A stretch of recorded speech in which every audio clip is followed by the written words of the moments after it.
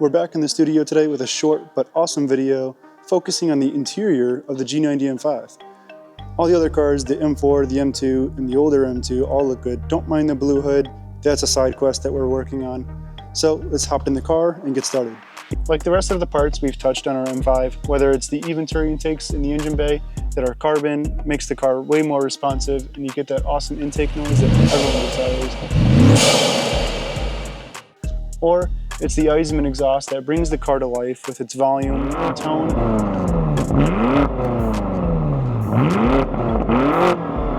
We're going to be focusing on the paddle shifters that lack that satisfaction you get from shifting gears and that overall feedback. For a car that's this aggressive, that's a problem. Madtrace has supplied us with the first set for us to generate media on, test, give some feedback. Let's get the install going and get started.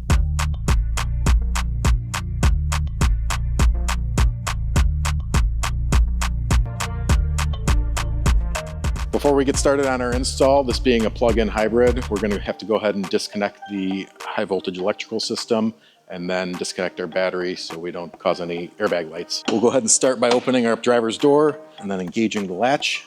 Take a screwdriver, pop it in here, and engage it like so. We're also going to do the passenger side the same and the trunk as well. Passenger side is not necessary, but doing it for filming purposes. Pop our trunk.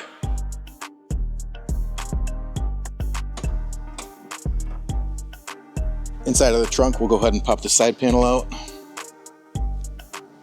We've got this green connector down here. I'll just go ahead and release it so we can pull it out and get a better view on it.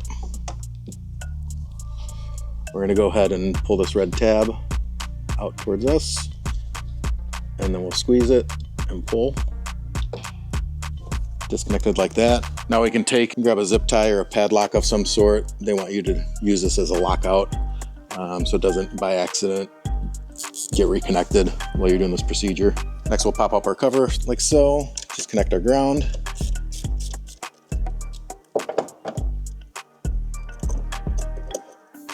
Put that aside and we should be ready to get going. All right, so getting started, we start with the wheel upside down to gain access to the opening for the airbag. There's a pinhole on the back side you can see here. I've got a 3mm or 1/8 inch equivalent Allen. Go ahead and stick that in place and then lift up and our airbag should release. Next we're going to grab our pocket screwdriver so we can disconnect the airbag connectors. Pull this out of the way a little bit, give us some access. And there is one connector at the base of the steering wheel that we'll just disconnect here. We'll just go ahead and set our airbag out of the vehicle facing up, so in case it does by chance set off, it's not shooting a mile in the sky. Turn the steering wheel back 180 degrees upright, just to make it a little bit easier to work on everything. Next, we're gonna go ahead and disconnect our horn switch, slide it off, and then we're gonna go ahead and remove the 3 Torx that hold that in place.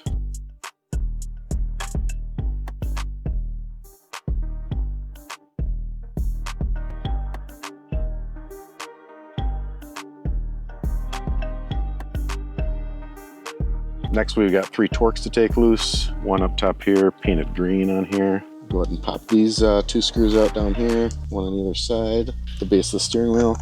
Now from here everything is a press fit, so you're just going to put a little pressure on everything. Just pull them back. I'm just using my fingers here, no other tools. Just work things back and forth.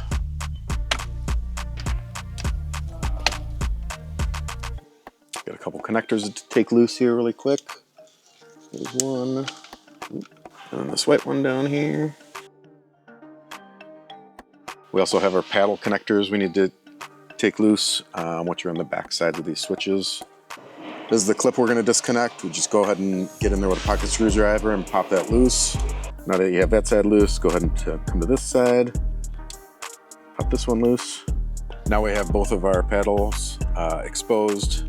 T25 Torx, which is a single bolt on each one that holds it in place. Just go ahead and hold on to the paddle itself while you unscrew it. It's a self-tapping screw. Remove that, and then we'll pop the paddle out of place. Go ahead and do the same thing on the other side.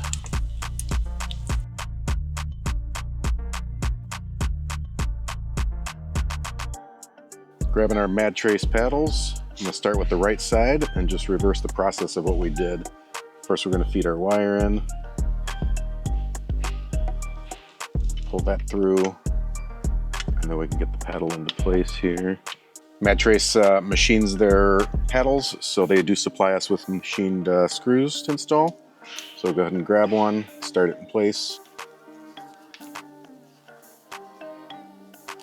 Okay, let's go ahead and install our left side one. Same way, slide our connector in through, feed this in place, and lock it in. Following the same process, let's go ahead and install our machine screw. Snug that up. And then don't worry about these connectors yet, because they do clip into the faceplate, which we're going to install next. Go ahead and start reconnecting connectors. I like starting with the right side because there's more connectors on the left side. Moving on to the left side, we'll go ahead and make sure our connector's lined up. Go ahead and plug that in. Now that we have our paddle connectors connected to the switches here, we'll go ahead and reconnect our 2 individual connectors and our spade connector in place. Next, we'll go ahead and install this in our pressure clips again here. Press everything in place nice and easy. Should work its way in.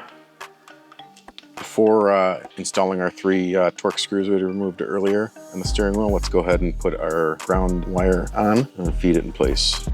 Next, we'll install the 2 at the bottom. Then we'll go ahead and reinstall our horn contact. Make sure the springs are still lined up that sit behind each one. Go ahead and tighten everything back down. Then let's go ahead and reconnect the spade terminal for the horn. Last thing to do is plug our airbag back in. Go ahead and lock it back in place. Now that we're back together with the interior, we'll go ahead and power everything back up, just the reverse order of what we took it apart. So we'll go ahead and put our negative cable back on, tighten it down.